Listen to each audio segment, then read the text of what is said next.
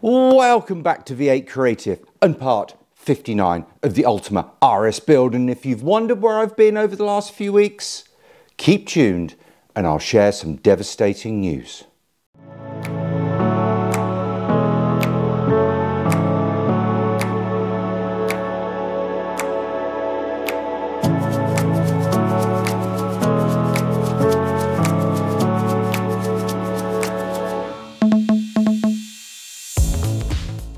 Yes, welcome back to the Dean Den and another all-day pass. Now you're wondering, aren't you, what that devastating news is? Well, don't be too worried. The devastating news is the build is coming to an end. I can't cope with it. We are so close. And then what am I going to do? Anyway, more about why I've gone silent over the last 4 weeks and the reason. I've been preparing the beast for the big test. And if you live in the UK and have hand built a car before, you understand what I'm talking about. And that is a test that's called IVA. And basically it is a 4-hour test where this beastie goes through the ringer. They test absolutely everything on the car. Now, I'm hoping she's just going to breeze through, but if I just miss something out or forget something, it may have to be a retest, but fingers crossed. And that's going to happen in about a week's time. Anyway, so what I've been doing is really prepping the beast. So not really doing any build items, there's none left to do. What I've been focusing on is making sure she is buttoned up perfectly. So on this episode, I'm going to show you me going around the vehicle and just getting her up to spec. So without further ado, let's get over to the beast.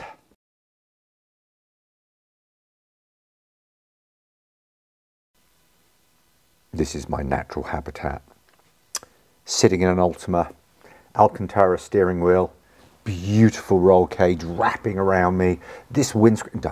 Anyway, let's get back to what we're trying to do here. Now, whether or not you're preparing for IVA, which I am, or if you're going for that first drive once you've built a car, what we need to do is check through everything. Now, in the cockpit, what we can check is instrumentation, we can check warning lights, and also all switch gear. So, as you can see in the Ultima, we have switch gear over here. On the steering wheel, we'll have all these buttons. Ooh, it's like Formula One.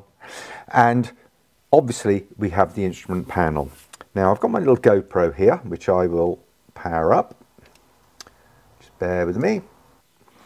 Okay, now, sorry, you're watching me hold the camera, but it's easier for me to do it this way. So what we're going to look at first is the steering wheel. Now, the ignition is off. So there's only a couple of things that are going to work on this steering wheel, like the horn. Yep, that works. Also the hazard lights. And you can see there the warning lights working as well. Now, what I've got is I've got mirrors positioned outside so I can see that all the lights are working as well. Now over here we have the switch gear.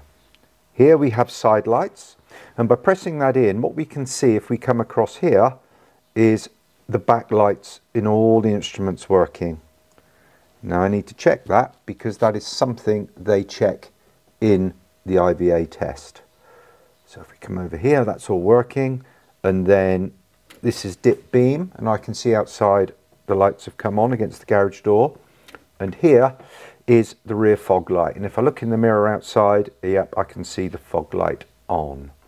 Here is the windscreen wipers. Now these will only work when I have the ignition on, and then if we come back to the little warning symbols over here, if I on the steering wheel, which I've removed now, we can see the main beam on and off, and you can hear the relay working as well. So next, let's put the ignition on. So what you can't see from here is by the ignition switch over here, I have an immobilizer that I've had professionally fitted. So I'm just going to deactivate that, then pop on the ignition. You'll hear the fuel pump go on. Okay, now let's do some more checks here. Now we have the oil light on, which It's for obvious reasons, because it's saying basically you got no oil pressure, because I haven't started the engine yet. The voltmeter is working. As you can see, we're down 11 volts because I've been doing a lot of electrical testing, so that's why. Over here, we have this switch here that switches the gauge between the two fuel tanks. As I press it, it comes on. As I press it, it goes off. And even though you can't see it, it is moving very, very slightly. So if we come over here, back to the steering wheel, we have left indicator. We have right indicator, and down here we have fans, and you can see there the fan light has come on as well, so that's working superbly. And then over here, this button, if I press that, if it illuminates, it means that the brake fluid is the correct level. And if I go back to the warning lights, you can see it coming on there. Now here we have the washers and wipers. I'm not going to put those on because I know they work, but it makes a mess everywhere. So if I look at everything, apart from starting the car, which I'm not going to do now, I'm pretty sure everything is operational. So there you have it. Pretty straightforward really, and everything worked first time, and there's a very good reason for that. And the reason is, you probably guessed it, this is a pure Ultima. So I've bought everything from the factory, so everything just plugs together and it seems to have worked first time. So actually there's a couple of things in here I haven't tested, I forgot. So let me pop on the ignition again, and under here we have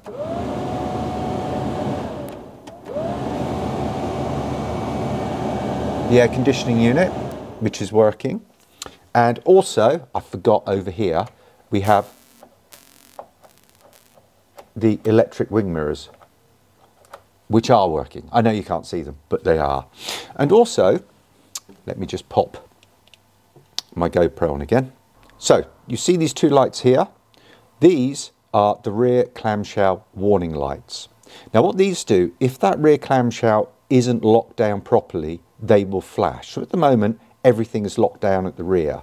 Now, if I remove this side luggage compartment, and if I put my hand back and I unlatch the left-hand side, starts to blink, and the right-hand side, that starts to blink as well. And I must say, that's pretty nifty, isn't it? Anyway, let's do some more checks.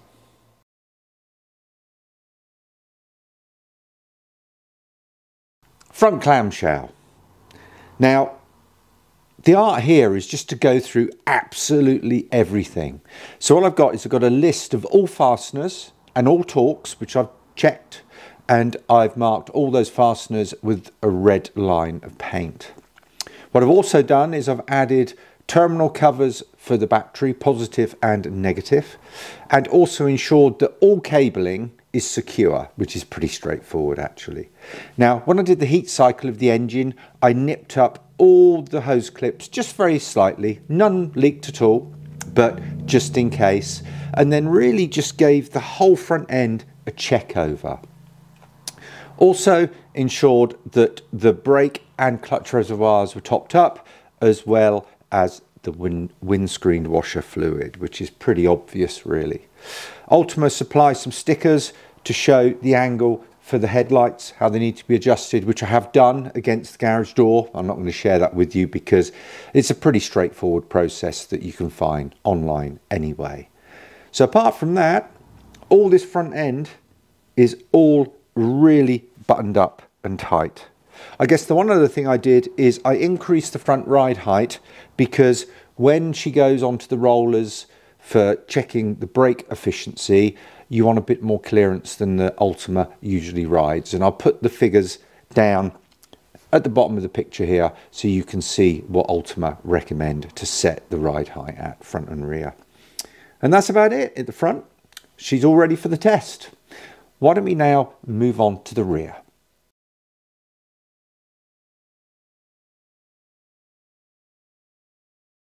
Welcome to the underside of my RS. Yes, I am fortunate enough to have an inspection pit, but to be honest, I haven't used it much in the build, but it has come in handy now because I can actually show you underneath the beast. So if we go around under here, I'll show you how I've buttoned it up to make sure it's reliable and hopefully cruise through that test. Okay, so the water pipes, you can see them there. I've obviously nipped up all these hose clamps here. There's some small ones, there's 4 there, and there was a tiny leak here. I just need to clean that off, but I just nipped that clip up. Along the firewall you can see the fuel lines and also the cable going to the starter motor and also the loom, all attached separately with those P-clips. As we come around here to the chassis members, you can see the handbrake cables and also the gear shift cables, all cable tied in and secured to the chassis. There's nothing must drape underneath. So if we give this a good pull, everything is really solid. And especially around moving parts such as the front pulley here, you want to make sure nothing can move and get close to it. If we come over here, we can see the air conditioning compressor and the snake of fuel lines is amazing. There's the high pressure fuel pump, and you can see I've added boots to the supply there because this is really low to the ground and you don't want debris or damp getting in those electrical connectors. And the same applies to the low pressure fuel pump that you can see there. So you come back, here's the starter motor. As with the battery, I've popped on a boot here, and as we come round, that's the drain plug for the sump and the alternator. Nice little alternator that. Another cover on the positive. And as we come down, right, it's pretty compact back here, you can see. So the exhausts, look at the size of those exhausts. It's pretty close there. The clearance, you can see how tight it is. So when people keep asking, can you put bigger engines in? Well, you can see it's very close. Also here, the distance between the chassis member and the bottom of the engine here must be ½ inch, but this doesn't flex much at all. We can see here the red lines on all my bolts. And as we come back, here's the back of the gearbox and the shift cables. Again, all secured in place. And a little breather off of the venting system for the gearbox. Even that's attached to the chassis with a little clip so it can't move. Really what you want to do is ensure everything is in place, won't vibrate loose, and that's how you build a reliable car. Here you can see the brake lines, and then back here, here's the clutch line, and there is the clutch slave cylinder, if you can just see it up there. All right, if we come back down, sorry if this is making you sick. I'm trying to keep it still. Right, so you can see all the suspension is buttoned up. Here you can see all the suspension is buttoned up, torqued and marked, and also the AP Racing brakes. Here you can see the shocks. They're wound up quite high, those spring decks, because we've got to get the ground clearance up. Handbrake calipers, it's pretty close to those wheels, but it's enough. And as we come back here and look up, you can see the exhaust at the top, just the rear of the gearbox casing, and down the other side. So this is a view that probably most people don't see, but here you go. If we look up here, we can see there's a drive shaft and there's the speedo sensor there, and that plugs into the loom like so. It's oil filter. I could sit under it all day. This is just engineering beauty. Right, I think that's enough down here. Let's pop upstairs. Over and out.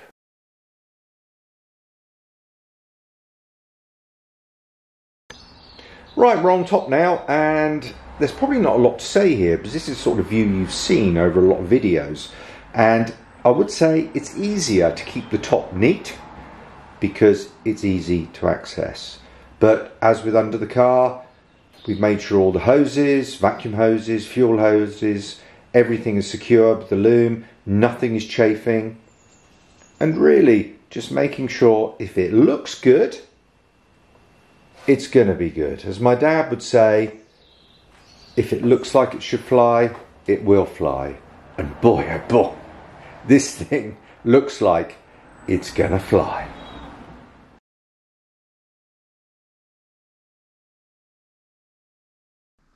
Now, I always like to show people what my garage looks like behind the camera. And this is just an amazing example of it. There's all my pit boards. God, what a mess. Look at this. It's all my tools. And there's the inspection pit. I know it looks a bit skanky down there, but it is like 60 years old. I keep painting it, but it keeps rusting up because it does get damp in there. But boy, oh boy. What an amazing beast. I tell you what, once you can start the engine, it's great, because people come in my garage and they come and look at the car and then I start it and it makes them jump. It just sounds incredible. You know that. Anyway, I think that's it for today. I'm going to have to go and rest, have a beer and get ready for the big test. There we are. Another episode draws to a close, and yes, an unusual episode. I know, no spannering, but to be fair, there's not a lot left to do. Okay, I've got to put the seats and seat belts in and rear clamshell, but I'm not going to film doing that. That's pretty straightforward. They've all been on before anyway. But thank you for all your concern out there. You're my loyal followers who have been sending me messages on social media and on YouTube and by email to ask where I've been. And now you know, I've been checking this beast over with a fine tooth comb. And why? Well, it's not because of the car, it's because of me. Now, I've put together probably about 2,000 components with these hands over a period of 2 years. So, I've gone through every single nut, bolt, washer, electrical connection, making sure everything is as perfect as I can make it. Now, obviously that's for the IVA test, but more importantly, it's to make this thing safe and reliable because I want to enjoy it. So I guess on that note, it's time for me to say another goodbye. And fingers crossed, next time you see me, I'm going to be holding that little certificate with a huge grin on my face. As I always say, keep smiling, enjoy your spannering, and see you next time.